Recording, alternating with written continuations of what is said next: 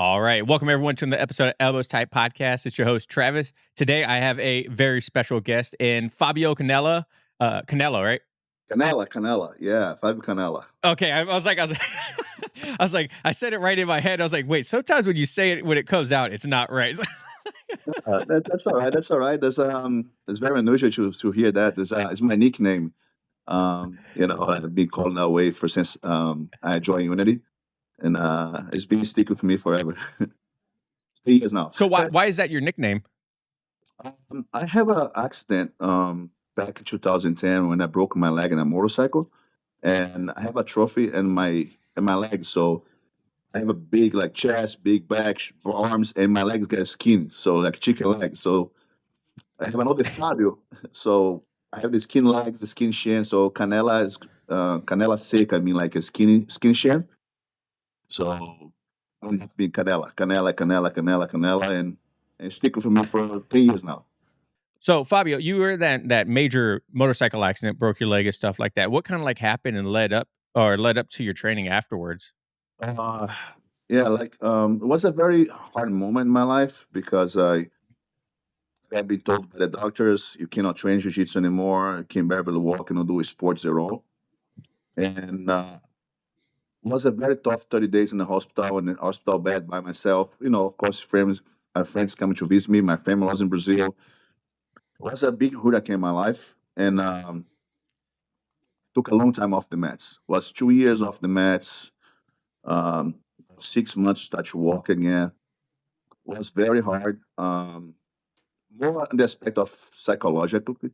I think my mind was playing tricks on me, and what are you gonna do now with your life? Jiu-jitsu your life, sports your life. I'm the kind of guy like a snowboarding, a surfing, skydive, everything you can feel like. I love to do it. I'm a kind of guy like that, and it was a very big crush for me.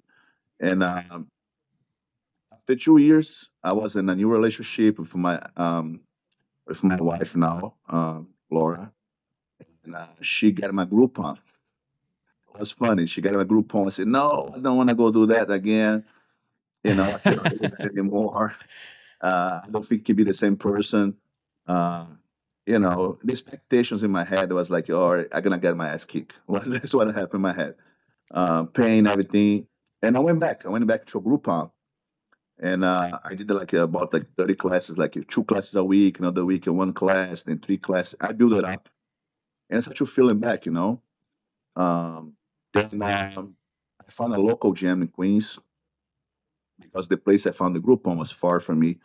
And this guy is like, I make a very good friends there, still my friends nowadays.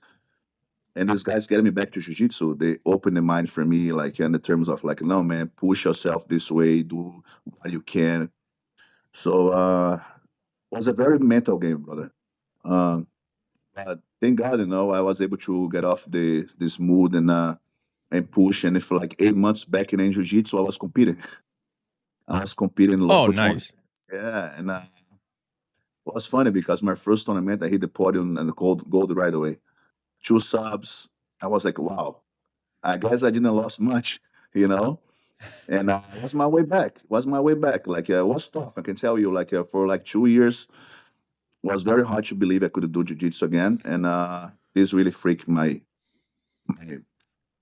my perspective of life. Because I love that stuff. I think like without this, like I don't know what to be doing. You know? Yeah. Were you a I don't black belt when it happened? No, I was a purple belt.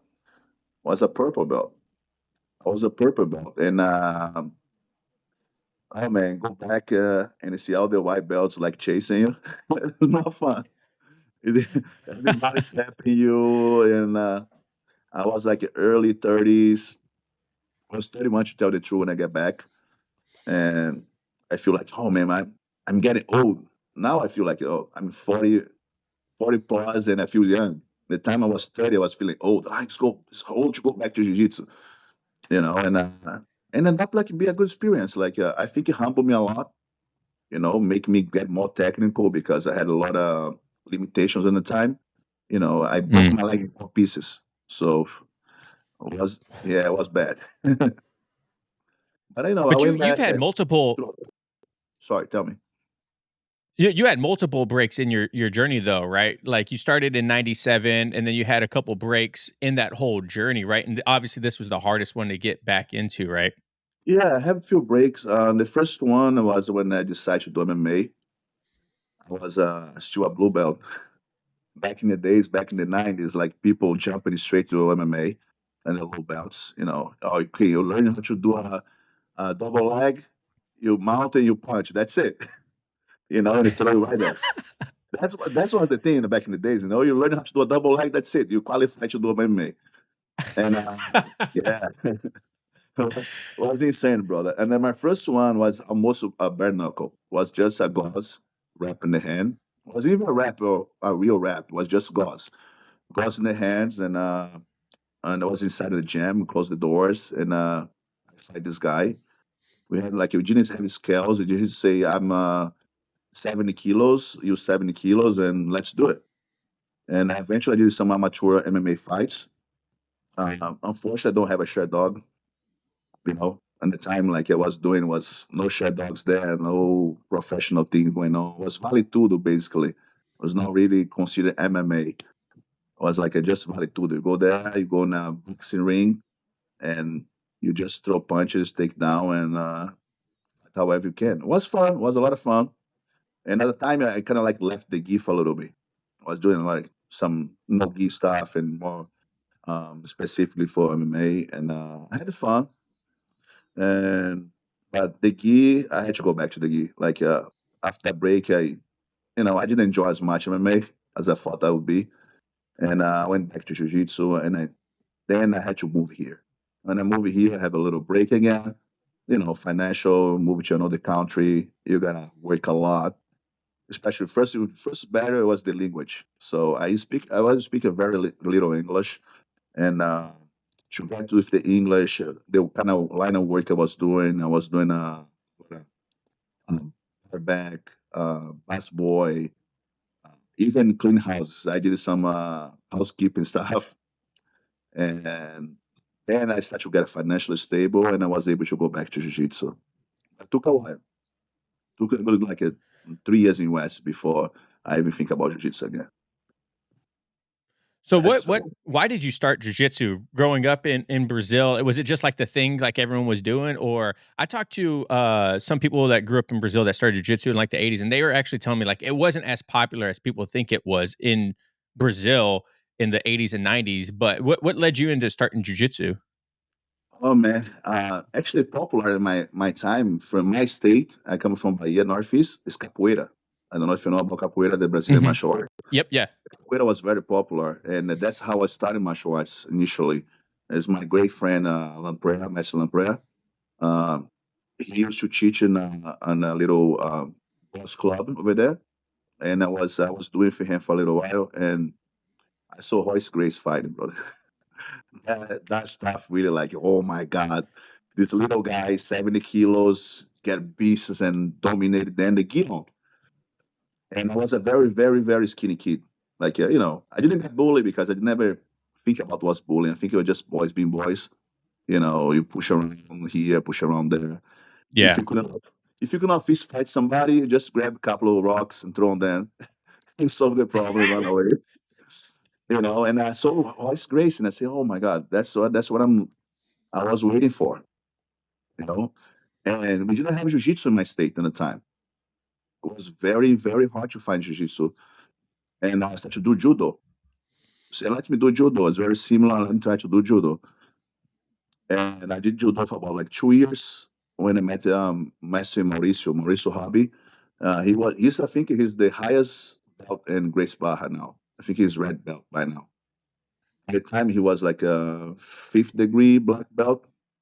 He Wow. used to train with the Grace family, basically closed doors in the time. Carlos Grace Jr. and Grace Baja. Used to be called Baja Grace at the time. Wasn't Grace Baja, it was Baja Grace. At the time, used to have like Looney Tunes characters. And Grace Baja used to be the Tasmanian Devil at the time. I still have an old picture. Is a Tasmanian Devil for Baja Grace. And Voice Grace was Uh, the coyote, yeah, the coyote uh, for the runners, the Hmm. cartoon. So, so when the time Grace Barra used to be that, and I used to train for Mauricio, and I used to go to the Grace Barra headquarters in the summers. I used to take a bus for like 16 hours in the summer, spend a week in Rio, and then go back and train in there, and take a bus another 16 hours, come back home, leave it for like a week on cup noodles, for like a week, Oh, and train jiu-jitsu. It was a lot of fun, and then Royce definitely was my big inspiration, man. Was the big inspiration. It was you, very hard to find jiu-jitsu, like I say, and that's what I initiated judo. Did judo for a couple of years in this social project too. Because I grew up with very little money, so the social projects was the way to go back in then.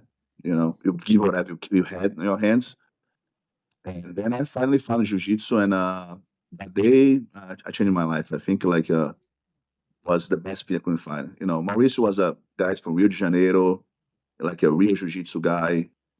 Was nothing like couldn't expect him better in the time.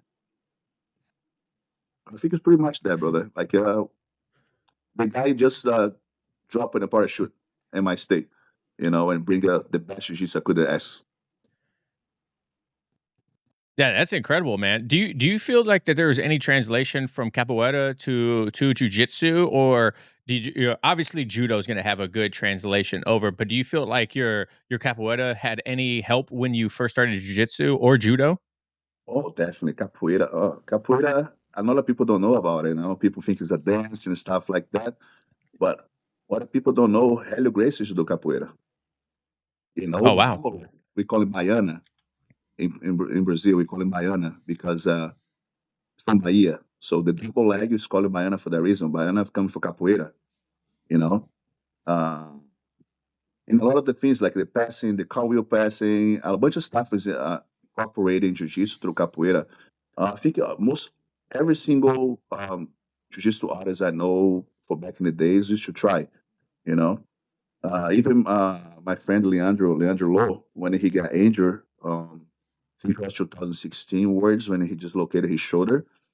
So that year he was recovering. He did capoeira for a good time. Cobrinha, Cobrinha is a capoeira master. If a lot of people don't know that too. I know Cobrinha through capoeira before I even know he does jiu-jitsu. And the guy is amazing jiu-jitsu and the best of the whole time is beside Mika, I think the first guy to do the Grand Slam and BGF. He won all the majors and he won DCC in the same year. The first guy. Then Mika did this year. So capoeira definitely the agility, the timing, the coordination. I think helps a lot. As much as judo too, because judo is the grappling. They have the waza for judo, the ground game, the Right. finish. Capoeira don't have the finish as jiu-jitsu, but you all have to be very um, dynamic and coordination has to be super high. So I think capoeira definitely helped me a lot. So what was it like in those early days, late 90s in Brazil, inside the dojos or the studios or the academies? What was the atmosphere like, and um how have you learned from that, bringing it into now you have your own academy? Brother, I think it was what not to do. It was so unfriendly. I've heard that.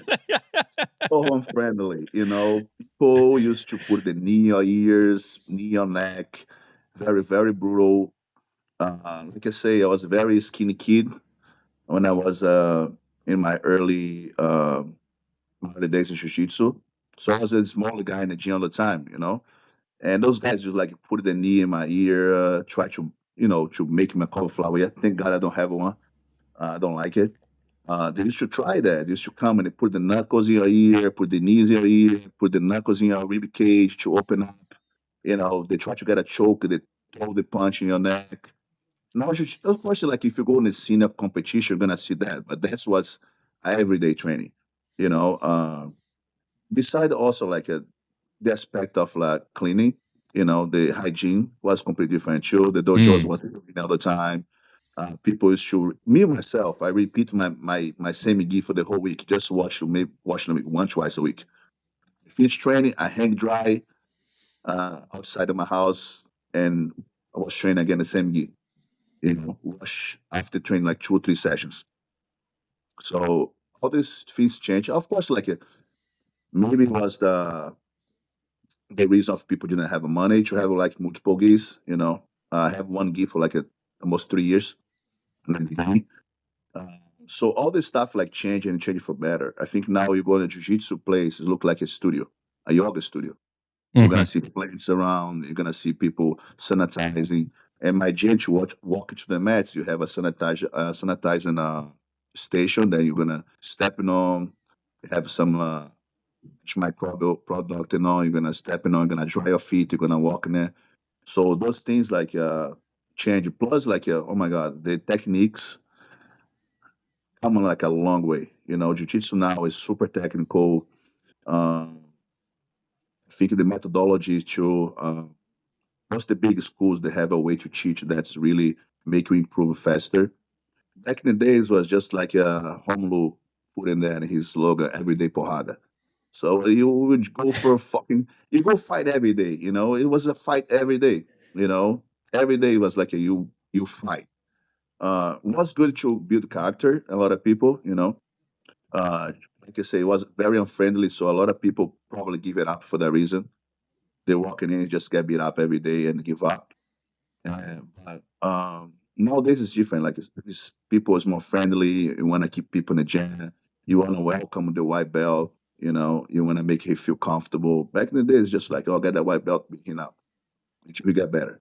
And I think this mentality uh, is completely old and should be exterminated. It should be welcome people to the gym, welcome people to the community, and should be definitely a friendly environment. Um, you cannot forget the fight aspect has to be there, but you have to have every gym has to have a competition class, so that way people still can go there and put 110% and go hard. Whoever go there know they're gonna go for this kind of training. So you have to create a different atmospheres inside your gym. And back in the days, we didn't have that. It was just go and porrada, let's kill each other, and that's it. You know.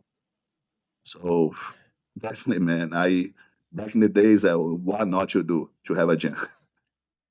Yeah, a lot of people, and I see that in. I'm a veteran, so I served in the Navy for a couple years, and even within my 7 years in the Navy, I would always hear like, "Oh, this isn't the real Navy." Back when I was joined the Navy, we did X, Y, and Z, and there's this real like nostalgic like idea of what jujitsu was like or the Navy was like when someone else joined. Like, oh, well, and it's like saying with like generational things, like my generation didn't do that. Like, you know what I mean? Is there anything that you remember from uh back then that you were when you first started training that is kind of like nostalgic and that you kind of wish was still practiced or was still kind of a part of jujitsu nowadays?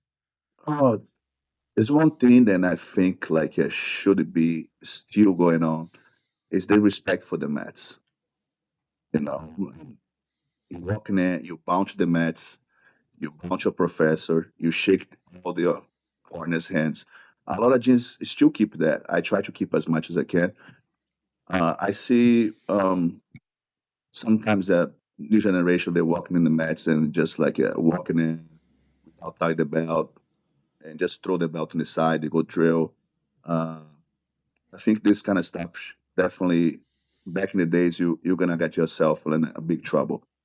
Um, so walking in onto the mats before walking in and walking out, shaking professor's hand right away, asking permission to walk in there. Those kind of things like should be still going on. I think that's the thing I can definitely think about. The tradition should be keep it for as much as we could because it's a martial art, right? And respect the martial arts and respect for the environment, respect for your dojo is the more important thing you can have, and for your professor, of course. So talking about traditions, I'm not a fan of so my journey, when I got my blue belt, I had to test for it, right? So it was me and a couple other guys.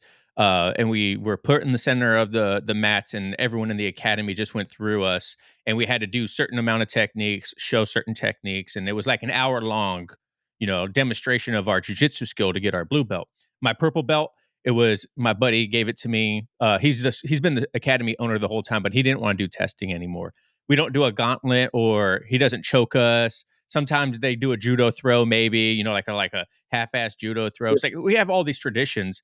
But when I first came up in jiu-jitsu, the guy that we first opened the school under, his one of his traditions was turning your back to professor to tie your belt, bowing on and off the mats, shaking, like all these things that you mentioned now.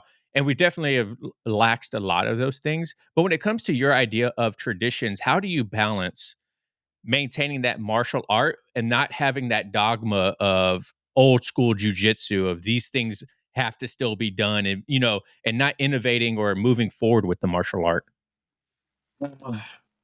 Let's say my way to think it is everything needs a balance, like you say, you need a balance. Uh, the traditional on, I'm not gonna choke my student because you get a belt. You know, I don't condemn also schools who test you if that's their policy. I don't say it's right or wrong. I think your test is every day, your skill level, and the way you execute the techniques, the way you drill. You're expecting some, let's say, boxes you have to fill to achieve a belt, right? Techniques you should know, the way you should drill, the way you should execute when you do it, your finishes. I think the professors looking every day on that. So I myself, I want to test somebody, right? But also don't condemn that. Few things like that, like I think, like is according to the professor. The balance will be maintain the respect for the match. For me, the most important part. And those tradition like wipe people off, like hit them off the belt, takedowns, or put like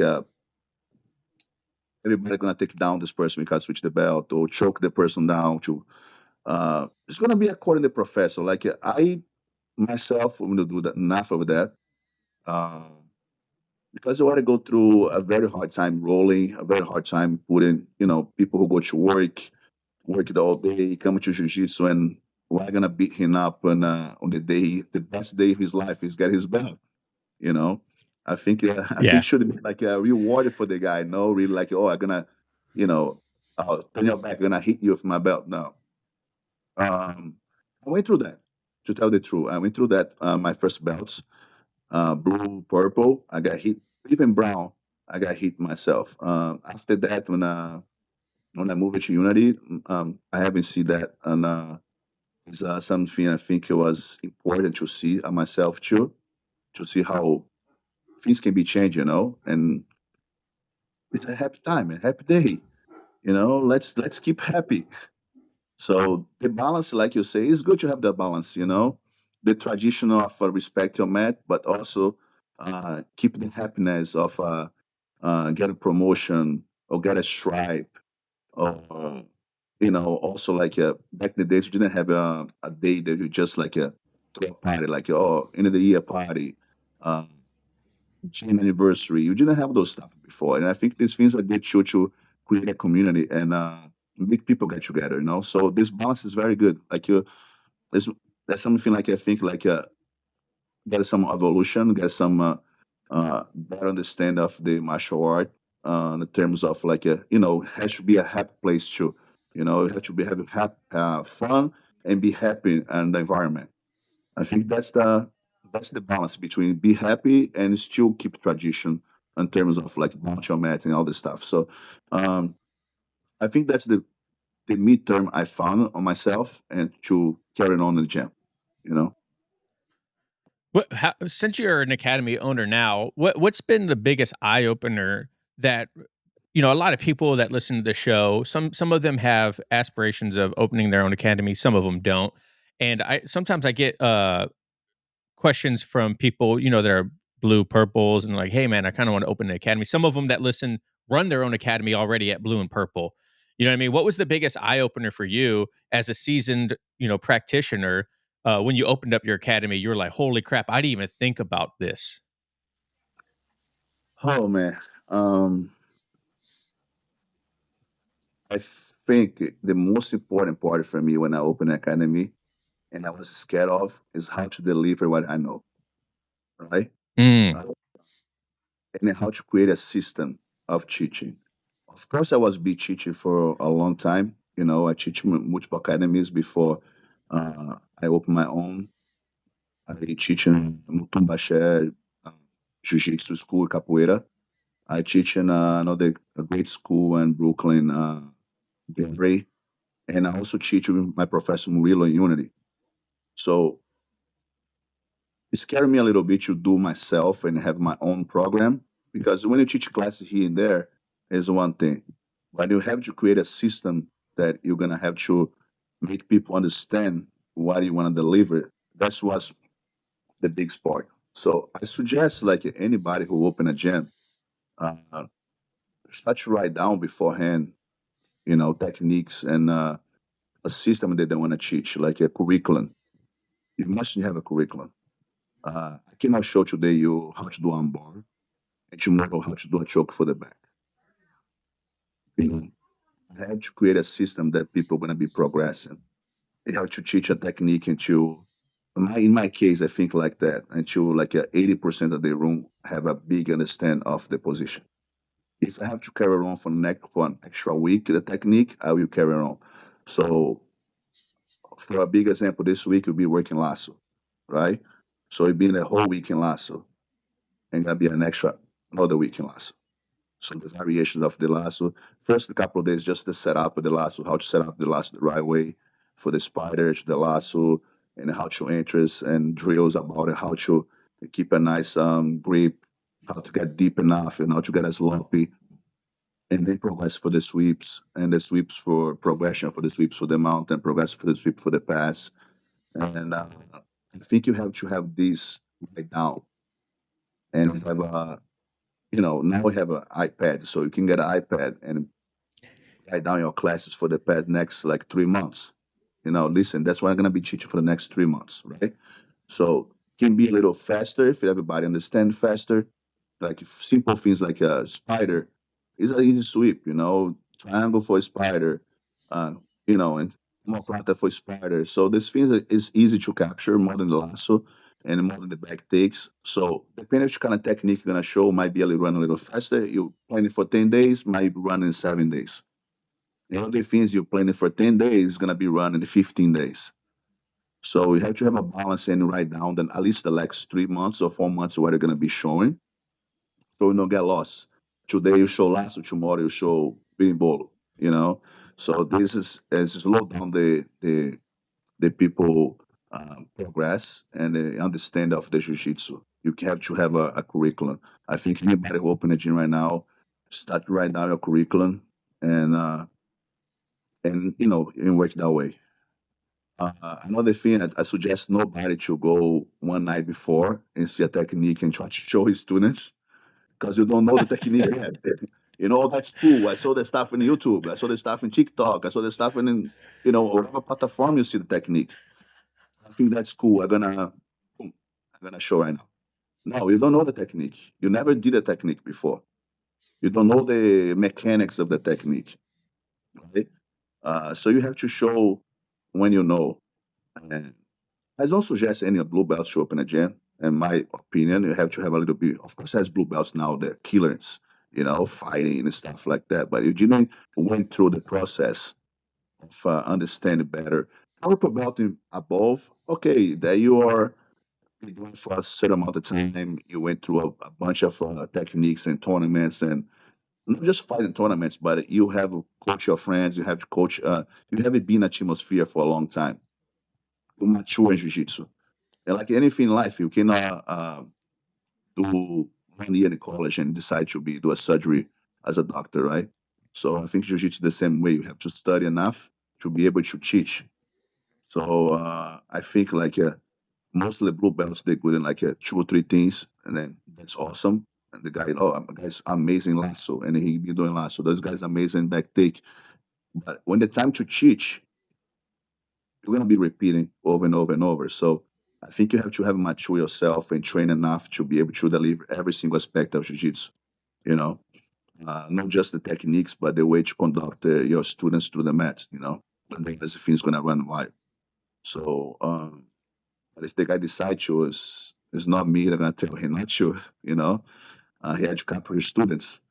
So if he going to open, my suggestion is get a nice curriculum, you know, to run your school. Otherwise, you're going to get lost. People going to lose interesting, and you're going to get mad on people because they don't learn, and you're going to lose your patience, and you're going to end up like be a failure as a school owner, and you're going to end up like lose a lot of money.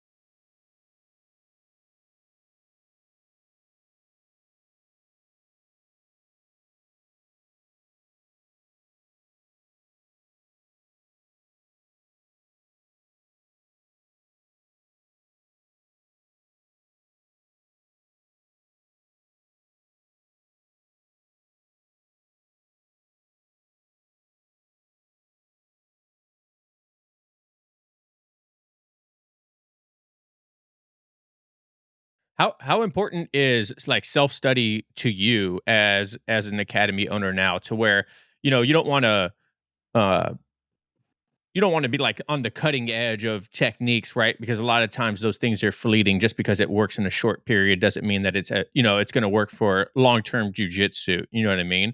And obviously, there's like a lot of novelty in some techniques that work for a while, and then people figure out how to beat them. As a coach, how do you navigate, you know, being part of an academy teaching people, but sticking with not sticking with just the basics, the traditional, we're going to pressure pass into side control, collar choke, mount, you know what I mean? And still throw Yeah. in some of the new innovative things that jujitsu is coming with nowadays.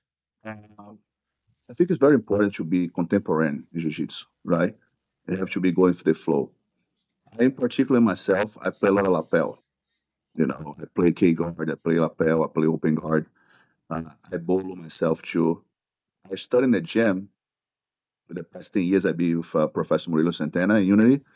And Unity is, a lot of people know, is a very well-known school in Jiu-Jitsu. And we always studying, we always looking for the best, for the interesting for the students and ourselves too, because we have a lot of world champions. Yesterday, yesterday, no, today, we're going to have my friend Sebastian, who won European black belt, middle heavy, right? So we have a lot of people, specialists in the leg locks, like Junior Casio. Uh, we have Italo, we have Felipe, we have Nathan Schwang. Motl itself is the GOAT, you know. And you have a lot of people who like to bowl, like Levi. Levi Larry Jones was with us for a long time. So we have all the flavors of jiu-jitsu there, and you have to experience everything. You have to train everything. Um, I teach my students like maybe 3 months ago all the variation for the birimbolo. So the simple variation come for the La Riva, for the variation that you put just the hook and you twist the hook and all the stuff we go through. And I play lapel with them. I teach them lapel, K guard. I teach everything because if you don't do it, you have to at least understand the mechanics to be able to defend it. So that's what jiu-jitsu involved. For a few years, we saw the Men's brothers doing 50-50 and won a bunch of world championships. Then we saw the generation for the beating bolo, Mikey and the Young brothers and Levi Larry and a bunch of people who was doing bolo, bolo, bolo, bolo. And now you see jiu-jitsu go back a little bit for the tradition of the lasso, of the pressure. Even the lightweights, people now is doing a lot of different games, like a more like conservative jiu-jitsu and more like looking for submissions. So jiu-jitsu always change. and you have to go through, surf through all those things, and be able to teach all those things to your students, not just how to execute it, but also to understand what you have to do to avoid those positions. I'm not gonna go to the tournament and do beating bolos, but if I'm training, I'm gonna go through them. I love K guard. I love leg locks. You know, so all this stuff I study and do myself. But also I'm open my mind to understand and go all the techniques and study. Just study. I keep studying. I think jiu-jitsu have to study every. I drill every day, brother. I drill. I look and stuff, and I was just watching like Pro Grappling, see some fights for the Europeans, and actually it was on YouTube. Sorry, my bad. It was on YouTube. Some European was live in YouTube. I was watching, and I try to to involve in my jiu-jitsu and keep learning. Don't want to stay behind. So I think you have always go through what's going on in the moment, and still stick to your game, because I'm not gonna change my game after be training jiu-jitsu for over 20 years. I'm gonna change it a lot already in terms I never did the kick guard before until I got to Unity. I was play half guard until I got to Unity. I was a half guard guy, and now I just want to play open guard, K guard, lapel, and to flow more, because I think when you open your game, you'll be able to be more dangerous. You're much more dangerous when you open your guard. When you just stick for one thing and one thing only, you're gonna be stuck in time, and you know, eventually everybody gonna figure it out, and you're gonna be like, it just get understand why you don't get better.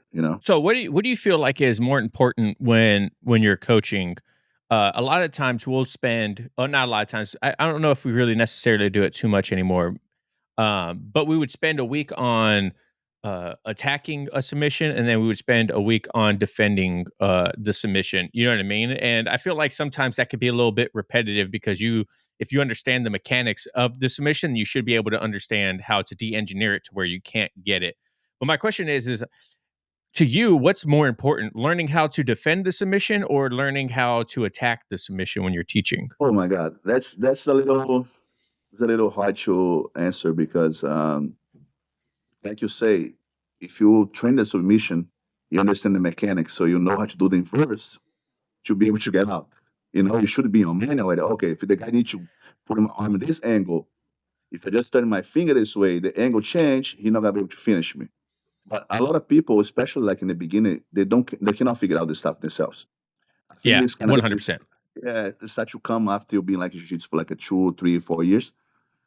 You get a better let's say self-learning, let's say like that, a word, a self-learning experience, that okay, but I need my arm this way, or they need to break my posture this way. So if I break his posture here, I break his grip. So these things come with time. uh in the I'd say the all levels class, I have all levels class, and I have like a mother color belts. I avoid to teach some stuff together, like, oh, this week is attack, this week is the same position. No, I keep moving on, moving on, and maybe in like a 3, 4, 5 weeks, or maybe a month or 2 months, I'm gonna be showing a pass that the guy should the submission, and I'm gonna get out. I don't like to just show the sub itself. I like to set up for a sweep, or for a pass to the sub, or a sweep, or play guard to the sub. I don't like to just show the submission itself. Like when I show my student example of Bato Plata, I show them like, listen, put in the bicep, collar sleeve. You're gonna shoot the triangle, a slop triangle. You're gonna throw your arm inside, and you're gonna shoot them up at the Bato Plata. Terico Plata. You play half guard, throw the leg over, get to the shotgun on board. The guy defending, hold his hand, arm through, Terico Plata. So everything's come with a setup for something else. So that way they understand more the mechanics. Okay, oh, the guy shoot here because I did that. So that's coming along. Don't like you say, show this week this technique and show the defense right away, because that is gonna be a little obvious. Like you should be doing that already yourself. So eventually, when I show the pass, I'm gonna show the defense for, okay, the guy can shoot this armbar here. So be attentive, close your elbow, because a good submission is not defense, brother. If it's tight, It's just tap. So you have to avoid early. You have to, you're passing the guard, elbows closed, hands in front of you, dominate the leg, get the space. So when you do a proper technique to pass, you don't need to be thinking about the submission coming for the bottom. So it's just like I think my point in my students in terms of like avoid submissions is being in good position all the time. Like I'm gonna pass a Yeah. half guard. If I flare my elbow, I'm open myself for Kimura. So if right elbow inside and that way, because if the guy shoot the Kimura, what's the defense for the Kimura? If the guy is good in Kimura, you're gonna scoop himself out, you're gonna sub you. So or maybe run to the back, or maybe just get a sweep. So I don't believe is a right way to defend a sub. Beside you avoid the sub, elbows close, and the most important part when you're passing guard, nice grips, bring the guy close to you, don't create space. So I'm against a little bit like that. I'm against like you show defense for right after you show the subs. I think like the mechanics of doing should be you think about it. Okay, I think I get it because I did that, or I got it because the guy did this reaction. So it should be naturally like usually like you should be doing the opposite. So, yeah, like I was saying, so obviously, like you mentioned in there, the more jujitsu you do, the more you can start to like self study and like realize these things when it comes to your jujitsu journey of like de-engineering and whatnot, right? How do you view newer practitioners looking at instructionals and stuff like that? Like, one of my good buddies, Jordan Pressinger, Jordan teaches jujitsu. He has a couple like a jujitsu theory course, and then uh like a wrestling for BJJ, and like all these different like courses that you can go through. They're not really instructionals. It's more like a progression course that you can go through, like a online training. And it's really great because it's like self-paced, so you can go back and forth to it. And to me, it's easier to understand than going through an instructional that has like 15 techniques, and then they show you 30 seconds of the technique, and then you go to the next one, right? I'm not a big fan of like traditional instructionals like that, but I do see the value in them. And how do you view instructionals or outside learning, YouTube, Instagram, with newer practitioners when they're hungry for that information, but they just kind of like maybe they overdo it or something like that? How do you view newer practitioners dealing with that stuff? Uh, this is self-studying. Look for platforms to learn jiu-jitsu. Is great. Um, it's a good tool we have right now. Nowadays is you have like BJJ Fanatics. You have YouTube. You have all these places that you can learn jiu-jitsu and get nice instructors teaching us some techniques. And it's valuable. It's very valuable, but like you say, you cannot overdo itself. You have to try to okay. That's not much I can do right now. Let me look for basics. Uh, Actually, I just so popped up my email. John Danahan, like basics passing, or basics conceptions of a passing of a sweep. That's very good. Like you're not gonna be going like, oh, I'm gonna get a false rip instruction for Craig Jones. You don't even know it's a false rip. It is. You know. So you have to Right. go according like your level of jiu-jitsu. I'm a white belt. Let me go for something simple. Let me get some basics. Let me get some like stuff that's gonna add my jiu-jitsu on the moment. You know, wrestling for jiu-jitsu, that's great. Wrestling is something very, very good for jiu-jitsu. I fell in love for wrestling the past like 8 months. I have a very good instructor here, Professor Anthony Dontolo. He's a two times American D3 wrestling. He was a finalist in the nationals. A very good guy, and he be teaching my gym here every Sunday. And I love wrestling. I'm looking for wrestling matches and full grappling. You know, I love it. And it's great to look for information, but you have to limit yourself for what are you capable of. You know, I can watch as much as I want in wrestling, but if I don't know the basic of right hands, how can I do a takedown? how I can, the position for my body. So I'm learning all this stuff in here for the past like 8 months. How to, position my hands, how to fight the hands, not to lean so much forward. Now I can start to look for instructions or even though fights and understand better so I can start to explore more what's gonna fit for my body type. I'm 6'3", 210 pounds. I'm not gonna be doing any random stuff like a go under nobody. I'm gonna be doing more like goals and double legs and stuff like that. I'm gonna do a wrestling for jiu-jitsu. I'm not gonna be a wrestler. I'm too old for that. So you have to limit yourself. If you're a new practitioner in jiu-jitsu, you have to go, of course, for the basic stuff and see your body type as well, and search for things that's gonna be adding for you. No, like I'm a 260-pound guy. You're gonna look for beating ball instructional. Now, come on, this makes no sense. You have to know what you're looking for. That's what's better just to go for classes and ask your instructor, listen, man, I'm looking to study more, so you can suggest me something, you know. I have a great friend of mine, Marcus Chinoco from with Bernardo, but he's a Marcelo Garcia black belt, you know. Marcus is amazing, man. He has a very good channel on YouTube, basic stuff, amazing. I suggest for anybody who wanna look for, basics of jiu-jitsu and conception of jiu-jitsu. Marcos is a free channel. You can subscribe on YouTube and you can get, alerts and stuff like that. And it's very good jiu-jitsu, man. Like a very, very good material he has there. You know, that's what I say. It's great to have the opportunity, the tools to get to search for, but you also have to know what you search for. So if you haven't been jiu-jitsu for 6 months, 7 months, a year, you don't have this knowledge yet. You have to ask somebody who be even a purple belt, a brown belt, or somebody. You need to be an instructor or somebody who is friendly for you and is be helping you in the gym too. Because you always like you're a high belt, you kind of like you want to be the godfather for some white belt walking in. It's natural, Take them under the wing. Yeah, take under exactly. So that's happened a lot. That's very common, and that's one of the good thing about jiu-jitsu. Somebody always take you under the wing. So let's see that person like, listen, man, I'm looking to improve my jiu-jitsu. I want to get some, outside information. So you suggest me something. I think it's a good way to find, to find the good information. And if you Yeah. anybody gonna check it out, great information about jiu-jitsu and it's free as on YouTube. Is Marcus Chinoco, man. He's very good in jiu-jitsu. He just won 2 titles and masters back to back. Very, very, very nice guy.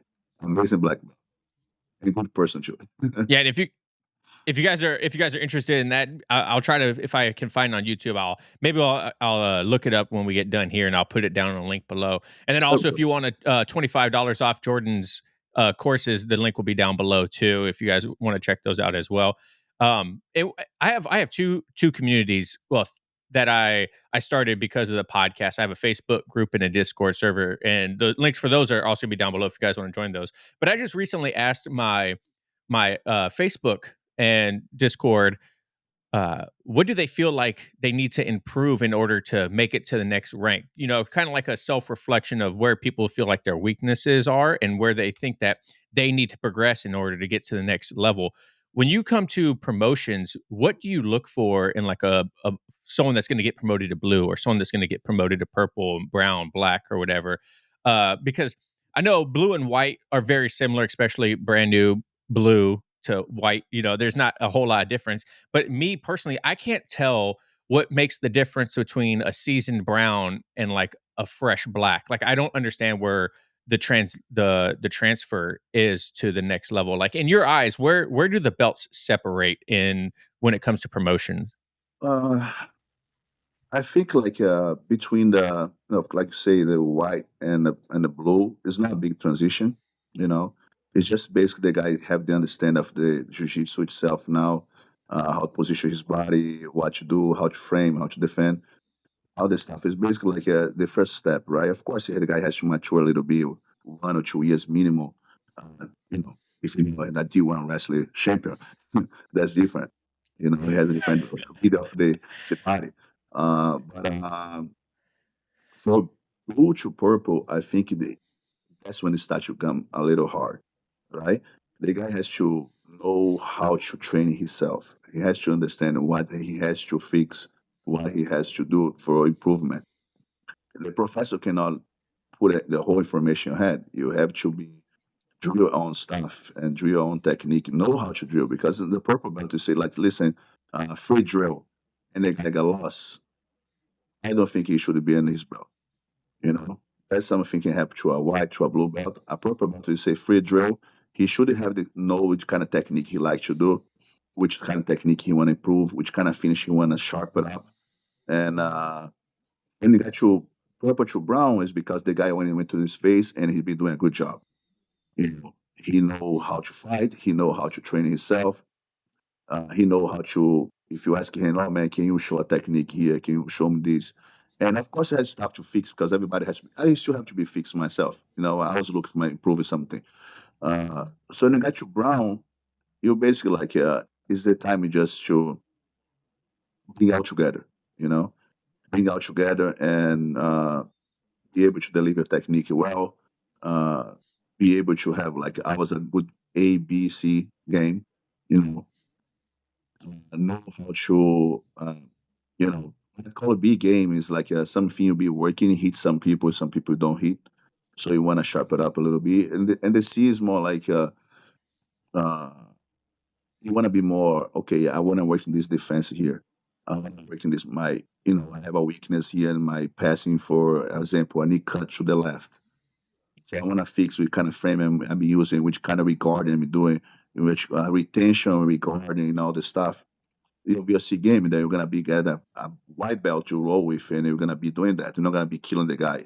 So when you get to this point, you know how to understand why you're missing the brown belt to this phase. You mature yourself even more to get to the black.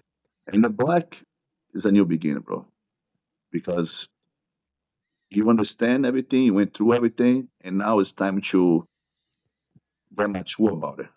Get better about it, be able to deliver what you learn in a good way, conduct yourself well on the mats, because sometimes you have like a guy who is not an amazing fighter, but the guy know what he's doing, and also like he conducted himself in a way in the match that uh, you're proud to be his student. You're proud to be his professor. He's up somebody everybody likes. And not just like as a person, like, oh, the cool guy. No, I mean, like, as you look for, like, okay, I'm looking up to this guy because he's an example of a good jiu-jitsu guy in the match. I think the black belt come more like that than really be good fighting, you know? And these transitions come according, like, the time in the mat, the time, how many times a week you come, how much time you're going to be executing the technique. If you're the guy just go and just want to tap everybody, I don't think you learn any jiu-jitsu and you're not qualified to even get to the brown belt. Just looking for, you know, just show everybody that you can do this. And I don't think it's like that. I think in jiu-jitsu, you have just to improve yourself every day. And each that day, you go there, improve something. Sometimes you go there and say, oh, today I'm going to work in this. I don't care if I'm going to tap that's for somebody else who's low rank than me. I just don't want to work in that stuff. And that's me, I'm mature. You're mature in your jiu-jitsu. Like, I'm black belt. Okay, I want to work in this. I'm gonna give my neck for the guillotine for some people who's good in guillotine. I want to work in my escape. If the guy tap me, whatever, I'm trying to escape. And it's like for me, it's a big improvement. The ego is gone. Every black belt has an ego. Right? You know that. You don't want to be tapped for Everyone has anybody. an ego in jiu-jitsu. There's like that's such a lie. It's like when especially when somebody called themselves humble. I hate when somebody, "Oh, I'm so humble." No, you just say you're humble. You're not humble for me anymore, right? So, so the ego is there. But like when you go to your students, you go to a session training that you were working something. You're not gonna be just like a game, a game, a game, and try to tap everybody. So you mature yourself to be able to open yourself to learn more, to experience different positions, and if you have to go through tap, you gotta tap. You gotta tap, otherwise you're not gonna get better. You know, we kind of have a term in Brazil, say casca grossa. Casca grossa like thick skin. You got thick skin, to get callos in your hand, you have to beat up your hand, right? So in jiu-jitsu, the same thing. You gotta get beat up to get better. If you don't get beat up, you don't get better. So in my case, like I just need to go to headquarters, and for sure I'm gonna get tapped a lot. So when I go there, I feel, I, somebody humble me out.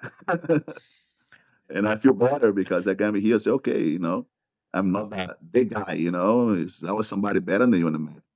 And back to this transition from brown and black, I think you have this understanding of like pump yourself up, for not just to learn, but also to conduct yourself better. You cannot be the cock guy walk around and I'm just gonna beat everybody up. I think this is something for the like we were talking before about the old school stuff that should be eliminated. You know what I mean?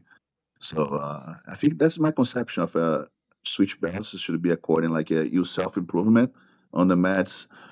And, you cannot make only great black belts. You cannot make only belts. That was going to be somebody super good and somebody's not so good. But the guys be training, the guys be conducting himself well. The guy open to learn, and you cannot make 10 guys the same level, the same way they fight. So you have to be also a professor, has to be balanced. You know, this guy's a hobbyist, the guy's a competitor, this guy's, he's taken very serious, but, he might be a professor. It's not the time the competitor is going to become a professor. Sometimes it's just somebody who trains hard and cares about jiu-jitsu going to become a teacher. So you have to separate who's going to be the teacher, who's going to be the hobbyist, who's going to be the competitor. Uh, and then all this stuff like when you give a black belt should be put on check. You know, I hope I Yeah, was and able I to explain a little bit in no, my no, way. yeah, that it was great. Yeah, and what one thing that I think is funny is like how people put like you know there's that joke that goes around like, oh, a black belt in jujitsu, accounting, relationship advice, therapy, like all Oh, these things. Like where in my journey do I start having to go to accountant school to help out my students? it's saying that. That's so true. Oh man, I didn't know until I opened my own gym, man. Like you a therapist, you a counselor, marriage counselor. You are. Oh my God, you have to turn yourself in 1,000 things. It's good. It's good. Like, but I would say, like, listen, I'm not a perfect person, man. You're asking for advice. I'm giving my point of view. And, it's the way I think. It might be wrong, but that's very true, man. Like, you become like 1,000 things in one. Like, in the case I run as small gym, so here I clean, I sell, I teach, you know, I do everything and still doing the side that would be like I'm the counselor for somebody has a problem. Hey professor, I'm going through this. And you listen, and it's good show. It's good because you not just help somebody on the mats, you help outside the mats too.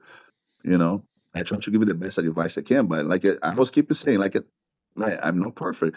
It's just advice. That's the way I think. That's the way I feel like it should be done, and I might be wrong because I don't think beside Jesus Christ nobody's perfect. Bro. Right.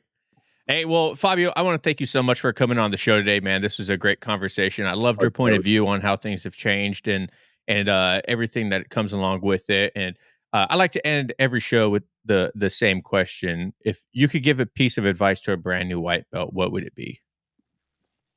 Listen to your professor and train as much as you can. That would be my advice. Train as But much don't as overdo it. you You don't want to hurt yourself right away. Exactly. Yeah. Train as much as you can. Be responsible for your body. Don't try to be the tough guy in the mats. Just be somebody who's willing to learn and listen to your professor because he been through all that before you, so he knows better. Right, right. Hey, well, if people want to follow you and check out all your stuff in your academy and stuff like that, where can they find you at? You can find the platform I use mostly is Instagram. Is Fabio Cannela, Fabiao Canela, Canela. Um, Unit Jiu-Jitsu Valley Stream is a page from my gym. Can be found in there. Both pages I be answer any questions. If you guys want to see some contents for techniques, I mostly post in my main page, Fabian Canela. But anybody want to reach any both the pages, I'm gonna give a follow back and I'm gonna be sharing whatever questions you guys have. I'm gonna be there. And hope to be Perfect. there And is next there week. any sponsors you want to check out? Uh, of course, the Salt Electrolytes is right behind you, right behind me here. You know, our friend in com. The best. I'm a sponsor also for Anabolics. It's our amazing CBD company. They help a lot of my pain management. They have topicals. They have also helped me for the sleep and through the day. They have some pills. It's very good product. It's very nice. I've been using for um, a month and a half already. It's amazing. And of course, my great friend Nelson, he's run a company. It's called Undisputed Soap. Undisputed Soap is antimicrobial soap. Is very it's very good for the skin. It's very good to avoid infections. You know, jiu-jitsu or grappling in general, martial arts, you always in your face and your body through sweat. And it's a family company, so if you guys want to check it out, it's in the bio for my main page. Great companies. I like to support like a family business. You know, most of my sponsors, and I think it's the way to go. Together we can make the sport better. Absolutely. Well, thank you, Fabio, once again so much for coming on our show today, guys. Make sure you guys go check him out. All of his links are going to be down below. Go give him a follow. Give him how much you loved this interview and how much you loved the progression of jiu-jitsu. And let me know down below what you guys think. So thank you guys so much for listening and watching at home, and we'll catch you later. Remember, no O checks here. Peace. Yes.